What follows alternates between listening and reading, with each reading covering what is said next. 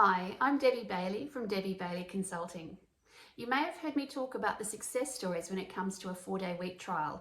The improved staff retention, staff attraction, improved productivity and better well-being for the employees. But what about when a 4-day week trial doesn't go well, when it actually fails? When this happens, what we tend to see is that employees become quite disengaged, their burnout levels might increase, and unfortunately productivity goes down. When I work with companies around the world, I get to see lots of examples of how people implement the 4-day week. Those that don't do it so well, there's some common themes that happen. Number one is that the leadership can sometimes push through the process and they don't spend enough time planning and designing how their implementation is going to work and how they're going to change those work practices.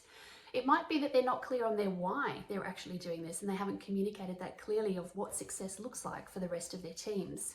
And it can also be that they have got poor communication, not just within their own teams, but also with their external stakeholders.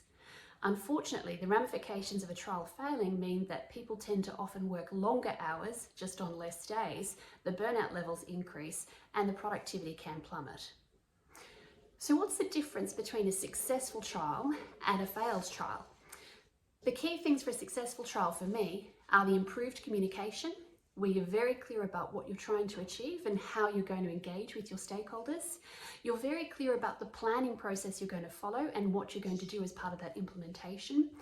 And you're also clear about how you're going to be flexible throughout the trial and adjust and iterate as you need to along the way. Organisations that succeed invest in change management, they engage with their teams, and they make adjustments based on the feedback from those teams. The 4-day week can absolutely be transformative for your team and for your workplace when it's done right. So if you're considering trialing a 4-day week, I'd love to get in touch and have a conversation with you. So let me help you make sure it's a success for your team and your organisation.